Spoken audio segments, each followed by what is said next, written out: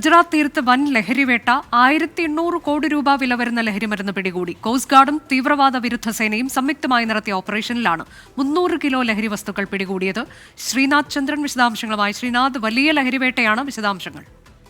അനുജ, സമീപകാലത്ത് ഗുജറാത്ത് തീരത്തിലൂടെ ഇന്ത്യയിലേക്ക് ലഹരി മരുന്ന് കടത്ത് അത് വ്യാപകമായിട്ടുണ്ട് എന്ന് സമീപകാലത്തെ വാർത്തകൾ തന്നെ സൂചിപ്പിക്കുന്നുണ്ട്. ഏതായാലും ഗുജറാത്തിലെ കോസ്റ്റ് ഗാർഡ് ഒപ്പം തന്നെ തീവ്രവാദ വിരുദ്ധ സേനയും സംയുക്തമായി നടത്തിയ ഒരു ഓപ്പറേഷനിലാണ് ശനിയാഴ്ച രാത്രി ഈ തരത്തിൽ വലിയ തോതിൽ ഏതാണ്ട് 300 കിലോയോളം ലഹരി വസ്തുക്കൾ കണ്ടെത്തിയത്. പ്രധാനമായും മെറ്റാവിറ്റാമിൻ ആണ് എന്നതാണ് മനസ്സിലാക്കുന്നത്. 1800 കോടി രൂപയെങ്കിലും വില വരും എന്നതാണ് മനസ്സിലാക്കുന്നത്.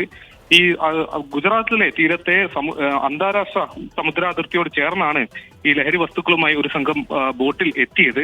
ഏതായാലും കോസ്റ്റ് ഗാർഡിന്റെ കപ്പൽ കണ്ടതോടെ അവർ ഈ ലഹരി വസ്തുക്കൾ കടലിലേക്ക് തള്ളി മടങ്ങി പോവുകയും ചെയ്തു. അവരെ പിടികൂടാൻ കഴിഞ്ഞില്ല. അതേസമയം കടലിലേക്ക് കളഞ്ഞ ഈ ലഹരി വസ്തുക്കൾ അത് പോലീസിന്, ഇവർക്ക് തീവ്രവാദ വിരുദ്ധ സേനയ്ക്ക് അത് കണ്ടെടുക്കാൻ കഴിഞ്ഞു. അതിപ്പോൾ തീരത്തേക്ക്, പോർബന്ദർ തീരത്തേക്കാണ് എത്തിച്ചത്. ഇനിയിപ്പോൾ കേസ് അത് ATS കൈമാറി തുടരന്വേഷണം ATS ആണ് നടത്താൻ പോകുന്നത്.